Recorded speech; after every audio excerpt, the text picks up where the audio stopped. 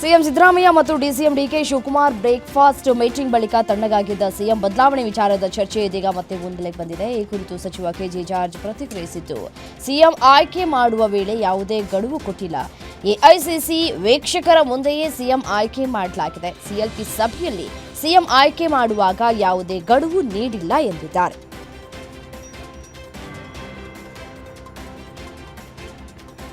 ಶಾಸಕರ ಅನುದಾನ ಬಿಡುಗಡೆಗೆ ವಿಳಂಬ ಮಾಡಿದ ಹಿನ್ನೆಲೆ ಆರ್ಥಿಕ ಇಲಾಖೆಯ ಅಧಿಕಾರಿಗಳಿಗೆ ಸಿಎಂ ಸಿದ್ದರಾಮಯ್ಯ ತರಾಟೆಗೆ ತೆಗೆದುಕೊಂಡಿದ್ದಾರೆ. ಬೆಳಗಾವಿಯ ಸರ್ಕಿಟ್ ಹೌಸ್ನಲ್ಲಿ ಸಚಿವರು ಮತ್ತು ಅಧಿಕಾರಿಗಳ ಜೊತೆ ಸಿಎಂ ಮತ್ತು ಡಿಸಿಎಂ ಡಿಕೆಶಿ ಸಭೆಯನ್ನ ನಡೆಸಲಾಯಿತು. ಮಾತನಾಡಿದ ಸಿಎಂ, ಶಾಸಕರಿಗೆ ಅನುದಾನ ಬಿಡುಗಡೆ ಮಾಡ್ತಾ ಇಲ್ಲ ಎಂಬ ಆರೋಪ ಕೇಳಿಬಂದಿದೆ. 3 ತಿಂಗಳ ಒಳಗೆ ಅನುದಾನ ಬಿಡುಗಡೆ ಮಾಡಿ ಇನ್ನು ಮುಂದೆ ದೂರು ಬರದಂತೆ ಎಚ್ಚರ ವಹಿಸಿ ಅಂತ ಖಡಕ್ ಸೂಚನೆ ಕೊಟ್ಟಿದ್ದಾರೆ.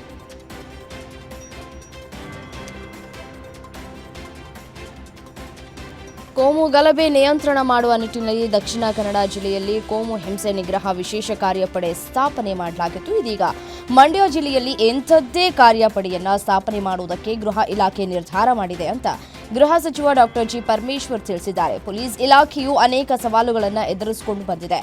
ಯಾವುದೇ ಅಹಿತಕರ ಘಟನೆ ಆಗಬಾರದು ಎಂದಿದ್ದಾರೆ.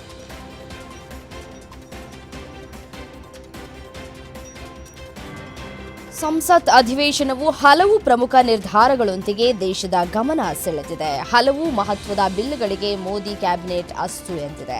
ಇದೀಗ ಮನ್ರೇಗಾ ಹೆಸರನ್ನ ಬದಲಾಯಿಸುವುದಕ್ಕೆ ಕೇಂದ್ರ ಸರ್ಕಾರ ಅನುಮೋದಿಸಿದ್ದು, ಪೂಜ್ಯ ಬಾಪು ಗ್ರಾಮೀಣ ರೋಜ್ಗಾರ್ ಯೋಜನೆ ಅಂತ ಮರು ನಾಮಕರಣ ಮಾಡಲಾಗಿದೆ.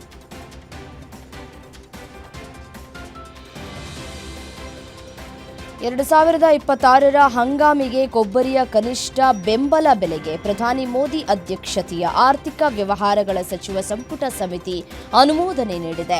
ಕೊಬ್ಬರಿಯ ಬೆಂಬಲ ಬೆಲೆಯನ್ನ ಪ್ರತಿ ಕ್ವಿಂಟಾಲ್ಗೆ 445 ರೂಪಾಯಿ ಹೆಚ್ಚಿಸಲಾಗಿದೆ. ತೆಂಗು ಬೆಳೆಗಾರರಿಗೆ ಉತ್ತಮ ಲಾಭ ಹಾಗೂ ಉತ್ಪಾದನೆ ಹೆಚ್ಚಿಸುವುದಕ್ಕೆ ಈ ಕ್ರಮವನ್ನು ಕೈಗೊಳ್ಳಲಾಗಿದೆ ಅಂತ ಕೇಂದ್ರ ಸಚಿವ ಅಶ್ವಿನಿ ವೈಷ್ಣವ್ ಹೇಳಿದ್ದಾರೆ.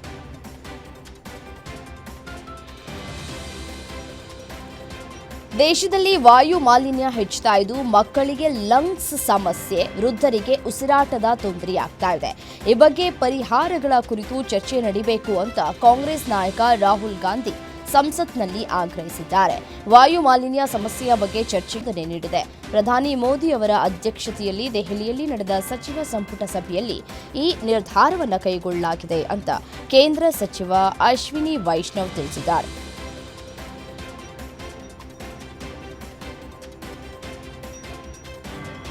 ಆಸ್ಪತ್ರೆ ಆವರಣದಲ್ಲಿಯೇ ಮಾನವನ ತಲೆ ಬುರುಡೆ ಪತ್ತೆಯಾಗಿದ್ದು ಜನರನ್ನ ಬೆಚ್ಚಿ ಬೀಳಿಸಿದೆ. ಬೆಂಗಳೂರು ಗ್ರಾಮಾಂತರ ಜಿಲ್ಲೆಯ ನೆಲಮಂಗಲದ ಸಾರ್ವಜನಿಕ ಆಸ್ಪತ್ರೆಯ ಆವರಣದಲ್ಲೇ ಕಸ ಬಿಸಾಡುವ ಸ್ಥಳದಲ್ಲಿ ಮಾನವನ ತಲೆ ಪತ್ತೆಯಾಗಿದೆ. ಕೂಡಲೇ ಪೊಲೀಸರು ಸ್ಥಳಕ್ಕೆ ಧಾವಿಸಿದ್ದು, ಈ ಬಗ್ಗೆ ಪರಿಶೀಲನೆ ನಡೆಸಿ ತನಿಖೆಯನ್ನ ಕೈಗೊಂಡಿದ್ದಾರೆ.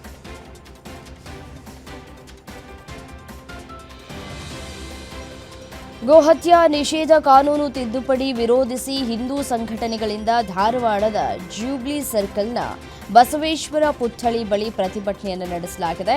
ಬಿಜೆಪಿ ಸರ್ಕಾರ ಗೋಹತ್ಯೆ ನಿಷೇಧ ಕಾನೂನು ಜಾರಿಗೆ ತಂದಿದ್ರು, ಈಗ ಕಾಂಗ್ರೆಸ್ ಸಿದ್ದರಾಮಯ್ಯ ಸರ್ಕಾರದ ಈ ಕಾನೂನು ತಿದ್ದುಪಡಿ ಮಾಡೋದಕ್ಕೆ ಹೊರಟಿದೆ. ಕೂಡಲೇ ಗೋಹತ್ಯೆ ನಿಷೇಧ ಕಾನೂನು ತಿದ್ದುಪಡಿ ಕೈ ಬಿಡಬೇಕು ಅಂತ ಆಗ್ರಹಿಸಲಾಯಿತು.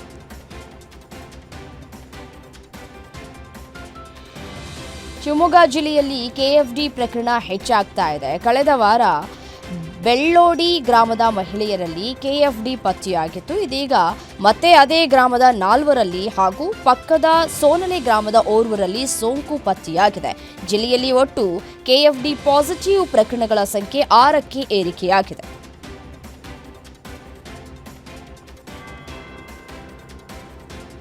ತುಮಕೂರು ಲೋಕಾಯುಕ್ತ ಪೊಲೀಸ್ ರೇಡ್ ವೇಳೆ ಲಕ್ಷ ಹಣ ಲಂಚ ಪಡಿತಾ ಇದ್ದ ಅಧಿಕಾರಿ ರೆಡ್ ಹ್ಯಾಂಡ್ ಆಗಿ ಸಿಕ್ಕಿಬಿದ್ದಿದ್ದಾರೆ. ಸರ್ಕಾರದ ಸಬ್ಸಿಡಿ ಹಣ ಮಂಜೂರು ಮಾಡುವುದಕ್ಕೆ ತುಮಕೂರು ಜಿಲ್ಲಾ ಕೈಗಾರಿಕಾ ಕೇಂದ್ರದ ಜಂಟಿ ನಿರ್ದೇಶಕ ಲಿಂಗರಾಜು ಹಾಗೂ ಸಹಾಯಕ ಎಸ್ ಪ್ರಸಾದ್ 1.15 ಲಕ್ಷ ರೂಪಾಯಿ ಲಂಚ ಕೇಳಿದ್ದಾರೆ.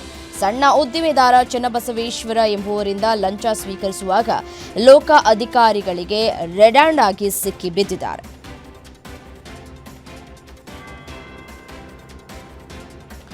ಶಿವಮೊಗ್ಗದಲ್ಲಿ ಅಬಕಾರಿ ಪೊಲೀಸರ ರೇಡ್ ವೇಳೆ 51.75 ಲೀಟರ್ ಗೋವಾ ಮದ್ಯ ಪತ್ತೆಯಾಗಿದೆ.